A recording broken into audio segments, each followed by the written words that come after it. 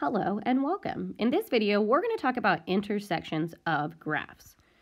So the goal is by the end of this video that we can find the point or points where two functions intersect. So let's go ahead and jump right in. What does it mean when two functions intersect? Well, let's give ourselves a visual, and then I want you to pause the video and just think about what does it mean for the graphs to intersect. Well, the first thing that comes to my mind is it means that they cross. They have points in common. And if they have points in common, that means there is a point or more than one point at which the functions cross, and those points or coordinates would be true in both functions if you plug them into the equation. Now that we talked about what it means for two graphs to intersect, which seems a little intuitive, let's see if we can remember how to find the intersections of two graphs. Now in Algebra 1, you focus on this when you have two lines, and then a little later on, in the same way that we see in this picture if we have a quadratic in a line. But how do we calculate where two graphs intersect? Well, if this graph was perfect, we could really just zoom in and identify those coordinates where they cross. But if we can't use the graph itself, how do we calculate where two graphs intersect? Well, they intersect when they're equal to each other. So we can set the functions equal to each other and we can solve for x. And once we have an x value, we can plug that x value back into either equation to find the y value and write our answer as a coordinate or an ordered pair. So let's go ahead and look at this exact example in the graph here, which it looks like we can tell crosses at 2 points. So here we have the red function. This red function here is the line y equals 3x minus 2. This quadratic is the parent function y equals x squared. So since both of these functions are set equal to y, or they're written as y equals functions, what we can actually do is say if this is y, we can plug that in here. So we can set them equal to each other. So x squared is going to equal y, which is also equal to 3x minus 2. And now we just have a quadratic that we can solve. So I'm going to go ahead and get everything on the same side. And then I'm going to go ahead and factor. And if this didn't factor, I could also solve using the quadratic formula or completing the square. In previous classes, we've learned lots of different ways to solve.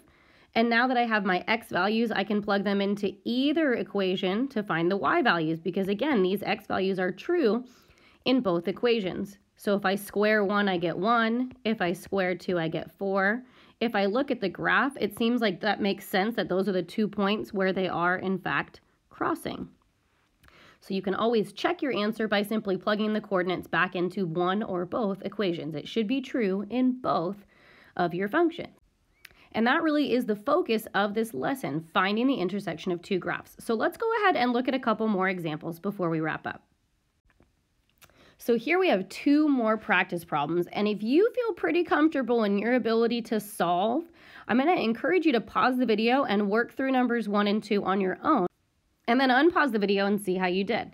If you're not ready to do that just yet, I'm going to encourage you to work through number 1 with me, and then go ahead and try number 2 on your own. So here we have y equals 2x and y equals x cubed minus 2x. So we have a cubic and a line, and we're going to go ahead and set them equal to each other. So we want to know, when does this line, 2x, when does it cross, or when is it equal to this cubic function, x cubed minus 2x?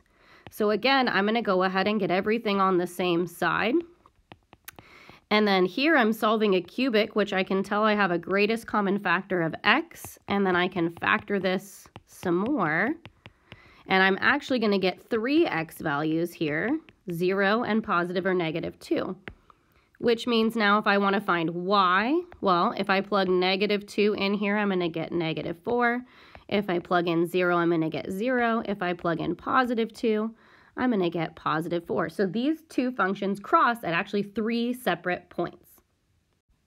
So now I'm going to encourage you to pause the video, try number 2 on your own, and then unpause the video and see how you did. All right, step 1, set the two functions equal to each other. Now, this one is a little weirder to solve because we have this x in the denominator here, and that usually throws people off a little bit, but that's fine. We can get rid of the x in the denominator simply by multiplying both sides of the equation by x. Do unto one side of the equation as you do unto the other, and we're not changing anything because we're keeping it balanced. So over here, those x's are going to divide out, and we're just going to have 4. Over here, this x is going to distribute to give us x squared plus 3x. And now I'm going to get everything on the same side. So if you got stuck on that first step, see if you can pause the video now and finish it off on your own. And I'm going to give you a hint, this quadratic factors. All right, so hopefully you had time to work through that. We can factor that to get that x is -4 and +1. We can plug those back into either equation to find y at both of those coordinates. And then we have our final answer. And don't forget to make sure you're right, you can plug both of these points back into either or both of these equations, and that will give you a true statement. So to recap, our goal was to be able to find the intersections of graphs. And we talked about what this looks like graphically and how to do this mathematically or analytically by simply setting the equations equal to each other and solving. Go ahead and write down any questions you have, and I look forward to supporting you on this. Thanks for listening.